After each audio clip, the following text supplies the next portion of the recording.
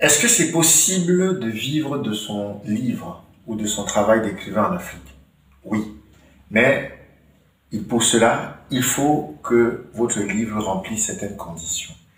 Et dans cette courte capsule, je vais vous partager avec vous un conseil qui va vous aider à véritablement faire la différence dans votre travail. Très souvent, nous recevons des manuscrits d'écrivains africains qui nous écrivent en étant sûrs qu'ils ont révolutionné le monde de l'écriture, qu'ils sont le prochain best-seller. C'est ce que nous les souhaitons.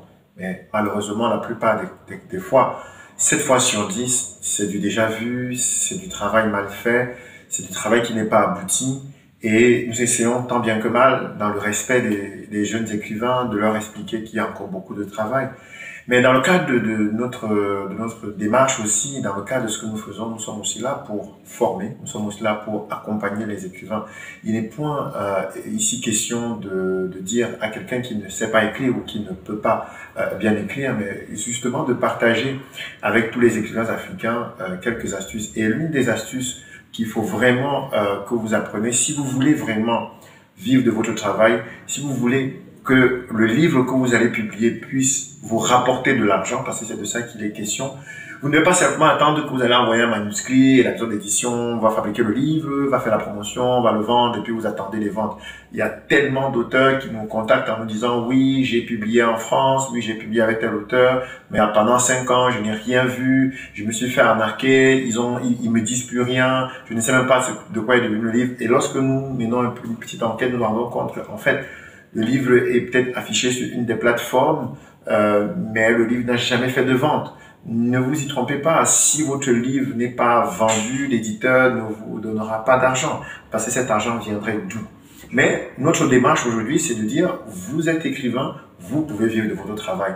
Mais pour cela, il y a il y a des choses que vous devez faire en amont. Et la première des choses, et c'est ce que je voulais partager avec vous ici, c'est que vous devez lire. Vous devez, quand je parle ici de lire, je dis non, vraiment, vous devez être un dévoreur de livres, vous devez être une dévoreuse de livres. Vous ne pouvez pas écrire pour le public africain si vous ne connaissez pas l'Afrique. Vous ne pouvez pas écrire sur le public africain si vous ne connaissez pas les Africains. Si vous ne pouvez pas écrire pour une cible que vous ne connaissez pas. Si vous voulez écrire sur la femme africaine, documentez-vous sur la femme africaine. Lisez, dévorez ce qui concerne les femmes africaines. Que ce soit de la poésie, que ce soit du roman, du théâtre, ou de l'essai, ou je ne sais pas moi, des nouvelles, peu importe ce que vous voulez écrire, peu importe le genre littéraire dans lequel vous travaillez, si vous ne maîtrisez pas votre sujet, vous n'allez pas vendre. Et ça, c'est important que les écrivains africains le comprennent. Si vous devez lire, vous devez vous documenter. On vous demande pas d'aller faire une formation en psychologie ou de la femme, si jamais vous voulez écrire sur la femme, ou on ne demande pas d'aller faire une formation en art visuel si vous voulez écrire par exemple les arts visuels africains, mais documentez-vous, lisez. Si vous ne pouvez pas avoir une bibliothèque personnelle, je reviendrai sur cette question, c'est extrêmement important pour un écrivain africain d'avoir une bibliothèque personnelle. Parce que à 2 heures du matin, vous avez une envie pressante d'écrire et vous vous mettez sur votre table, sur votre ordinateur et vous avez besoin d'informations. Si vous n'avez pas le livre à portée de main, ça va être très mauvais. Ça va être très, très mauvais pour vous.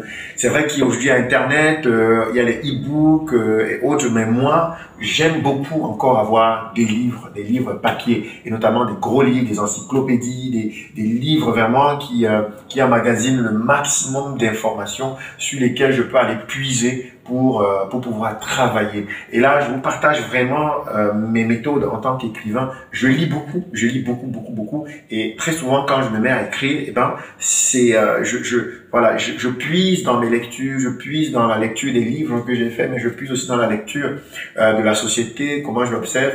J'en parlerai dans une autre vidéo, toujours dans le cadre de vous donner des astuces pour écrire et publier en Afrique. Mais c'est très important, vraiment, je vous encourage à vous documenter. Il y a des livres, je prends le cas de Rabat ou de Yaoundé ou de Paris, qui sont les 3 villes que j'ai un peu connues.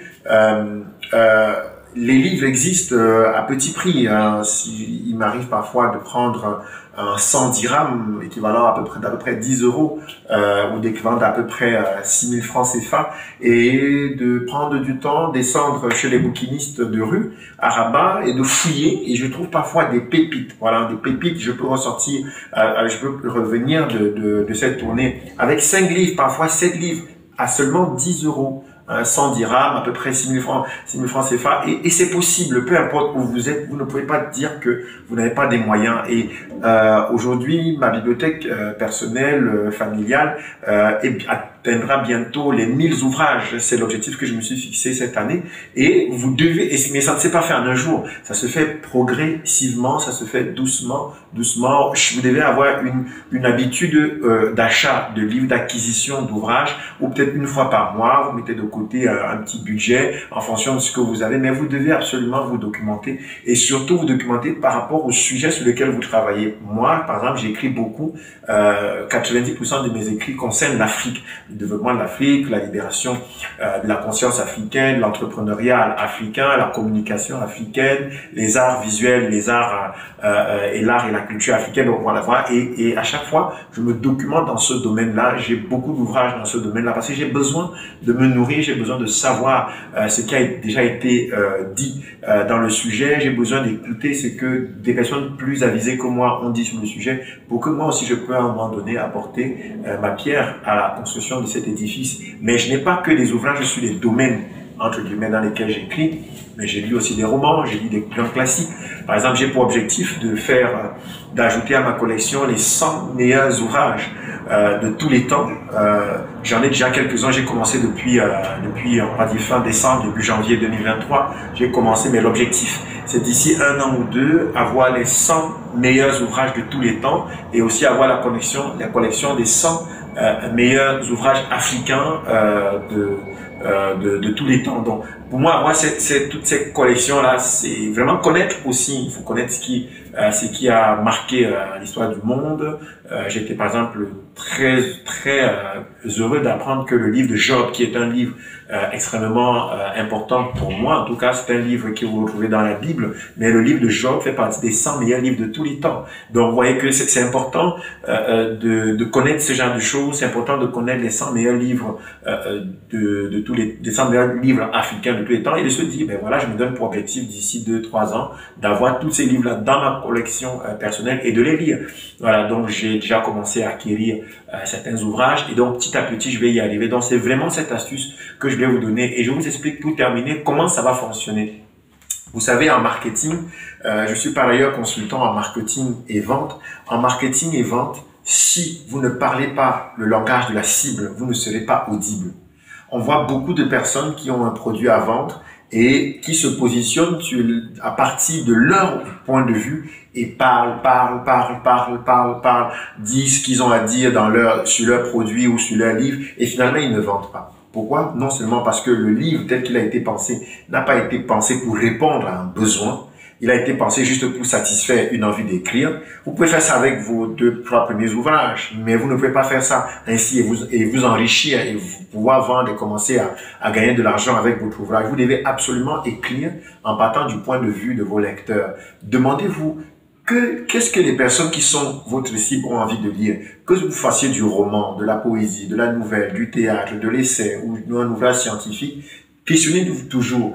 Est-ce que le marché a besoin de ce que vous allez écrire? Et si le marché a besoin de ce que vous allez écrire, quel est le problème que les gens à qui vous voulez parler ont par rapport à ce sujet? Ce n'est pas forcément ce que vous estimez. C'est pour ça que vous devez avoir cette attitude-là à lire ce qui existe déjà, mais aussi à lire la société. Dans une autre vidéo, on parlera de comment lire la société, mais je voulais vraiment attirer votre attention sur l'importance des livres pour un écrivain.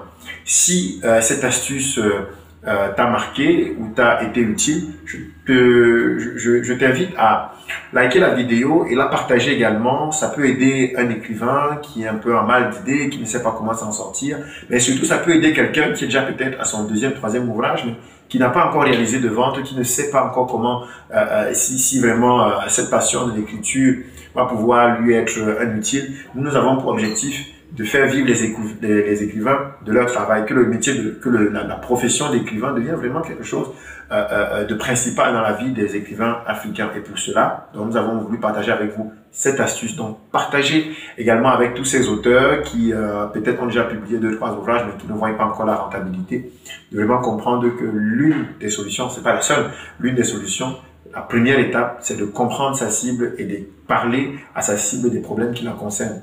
Et voilà, vous allez voir que au fur et à mesure, vous allez commencer à avoir l'attention de votre public. Et si vous avez l'attention de votre public, vous allez également avoir un marché. Et si vous avez un marché, vous allez vendre. Et si vous vendez, vous allez avoir de l'argent, ce qui vous permettra de vivre. J'espère que cette capsule vous aura apporté des solutions. Abonnez-vous à cette chaîne et à cette page et restez connectés sur nos différentes plateformes. D'ici là, bonne inspiration dans tous vos écrits.